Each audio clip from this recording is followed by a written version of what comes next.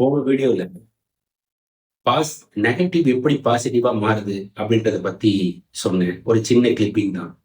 So இந்தியாவுடைய மக்கள் தொகை உலகத்துக்கே நெகட்டிவாகவும் நமக்கே ஒரு நெகட்டிவாகவும் நினைச்சிட்டு இருந்த ஒரு காலத்துல இன்னைக்கு அது பலமா மாறி இருக்கு. இன்னைக்கு உலகத்துல இந்தியன்ஸ் இல்லாத ஒரு இடமே கிடையாது. இந்தியன்ஸ் நல்ல மேனேஜ்மெண்ட் பவர் உள்ளவங்க, இந்தியன்ஸ் நல்ல ஒரு ஐடியா உள்ளவங்க அப்படின்றவங்க, கிரியேட்டிவிட்டியானவங்க.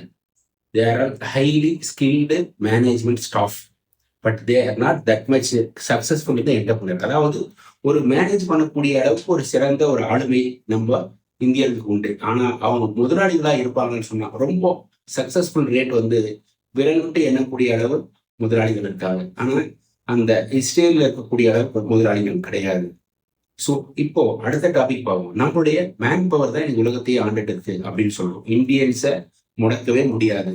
அந்த ஒரு லெவலுக்கு உலகமும் போயிடுச்சு, நம்மளும் போயிட்டோம், நம்மளும் ஒரு கட்டத்துக்கு வளர்ந்துட்டோம். ஆனா வளர்ந்துட்டோம்னு சொன்னாலும் தென்னிந்தியாவின் வளர்ச்சி மிக மிக பிரம்மாண்டமாகவும் வட இந்தியாவின் வளர்ச்சிக்காக நோக்கி போயிட்டு இருக்காங்க. இப்போதான் அவங்களே விழிச்சுக்கிறாங்க. அதுக்கு வேற வேற கல்ச்சரல் காரணங்கள் இருக்கு.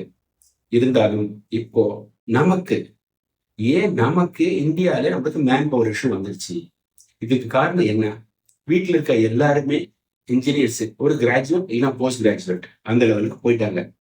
ஸோ எல்லாருமே படிச்சுட்டாங்க, எல்லாருமே ஒரு கட்டத்துக்கு போயிட்டாங்க, அடுத்த கட்டத்துக்கு போயிட்டாங்க. நம்ம வளர்ச்சியடைந்த நாடா மாறிட்டோமா அப்படின்னு சொன்னாலும், வளர்ச்சி அடைந்த நாடுன்றது ஒரு பக்கம் இருந்தாலும் சொகுசான வாழ்க்கையில வளர்ச்சி அடைஞ்சு தவிர நாடு மொத்தமா வளர்ச்சி அடையவில்லை. $1 ₹1 உலகம் இந்தியா சுதந்திரம் அடைஞ்சப்போ வந்தது. இன்னைக்கு $1 $86 நோக்கி போயிட்டு இருக்கு. அப்போ வளர்ச்சியா இல்ல வீழ்ச்சியா அப்படின்றத பாருங்க. ரெண்டாவது, இன்னைக்கு ஒரு எலக்ட்ரீஷியனோ, ஒரு கார்பன்டரோ, ஒரு பிளம்பரோ கேட்டா கிடைக்குமானா கண்டிப்பா கிடைக்காது. ஒர்க்கிங் லெவல் லேபர்ஸ் கிடையாது. இதனுடைய காரணமாக வடநாட்டில் இருக்கக்கூடிய மாநிலங்கள்ல இருந்து, வளர்ச்சி அடையாத மாநிலம் இருந்து நம்ம கிட்ட இப்ப வேலை செய்யறாங்க. நம்ம எப்போ முன்னெல்லாம் சிங்கப்பூர், துபாய்னு போயிட்டு கல்ஃப் கண்ட்ரி எல்லாம் போனோமோ அப்படி இவங்களுடைய ஒரு சிங்கப்பூரா மாறி இருக்கிறதா இன்றைக்கு தமிழகமும் அதை சுற்றிலுக்குள்ள வட மாநிலம், தென் மாநிலங்கள் தான். ஸோ இது எதை நான் பேசிட்டு இருக்கேன்னா, அப்போ இதெல்லாம் யார் செய்ய போறா? இப்போ ஒர்க்கிங்ல உள்ள ஆளுங்க யாருன்னு கேட்டா எப்படி பண்றது? அப்போ இந்த வளர்ச்சி சரியான திசையை நோக்கி போச்சா? அப்போ நம்ம எல்லாருமே இன்ஜினியரிங் படிச்சதும் தப்பா அப்படின்னு ரெண்டு கண்ணோட்டத்துல பார்க்க வேண்டியது இருக்கு.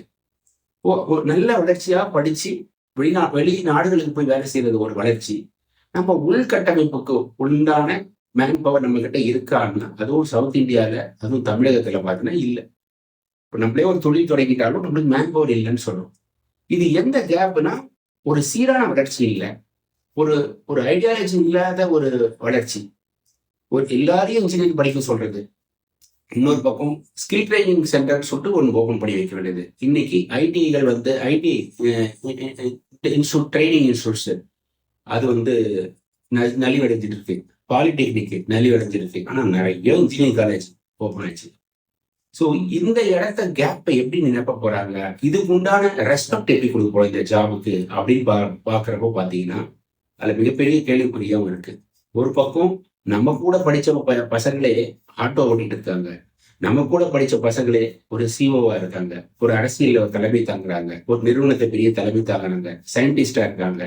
இந்த கேப் எதனால அப்படின்னு பாத்தீங்கன்னா, சுத்தி வந்தீங்கன்னா டிசிப்ளின், பேரண்டிங், தனக்கு உண்டான ஒரு முன்னெடுக்கக்கூடிய அளவுக்கு உண்டான ஒரு கவுன்சிலிங் அந்த வயசுல கொடுக்காதது, தவறான வழியில போயிடுறது, அப்படி இல்லைன்னா ஒரு புரிதலே இல்லாம அந்த காலத்துல அவங்களுக்கு ஒரு ஆட்டோ ஓட்டினாலும், ஆட்டோ ஓட்டுன குறைய சொல்லல, அதுவும் ஒரு தொழில் தான். இன்னும் நீங்க அடுத்த லெவலுக்கு போகலாமே, நீங்க 4 ஆட்டோ போட்டு ஓட்டலாமே, அதை ஒரு நிறுவனமா நீங்க நடத்தலாமே, அந்த அளவுக்கு நீங்க ஏன் வளரலாமா அப்படின்றது எனக்கு ஒரு ஆதங்கம் தான் இருக்கு. எந்த தொழிலும் இழிவானது அல்ல. நானே எனக்கு வீட்டுக்கு வேலையானதை நானே செஞ்சுருப்பேன். பிளம்பிங் ஒர்க் பண்றதாலும் பண்ணுவேன், எலக்ட்ரிஷியனாகவும் இருப்பேன். சில வேலைகள் நம்ம செய்ய முடியாது. ஸோ இந்த கேப்பை எப்படி நம்ம கட்டமைக்க போறோம், எப்படி அடுத்த கட்ட நகர்வு இருக்க போகுதுன்றத வரும் வீடியோல நான் சொல்றேன். ஆனா இந்த லேபர் இஷ்யூஸ் மிகப்பெரிய செட்பேக், அதாவது பின்னோக்கி செல்லக்கூடிய ஒரு இந்தியாவை இந்த லேபர் இஷ்யூஸ் எடுத்துட்டு போகும்.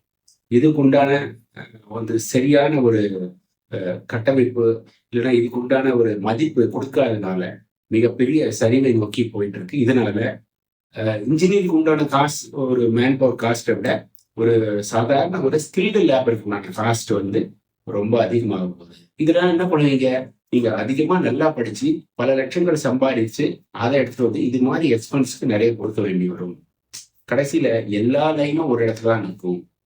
எவ்வளவு படிச்சாலும் சரி, கம்மி படிச்சாலும் சரி, வாழ்க்கை என்பது ஒரு கோட்டில் தான் முடிய போகுது அப்படின்றத இதன் மூலியமா தெரிஞ்சுக்கும். ஓகே, நன்றி. இதை பத்தி நிறைய பேசுவோம். நன்றி.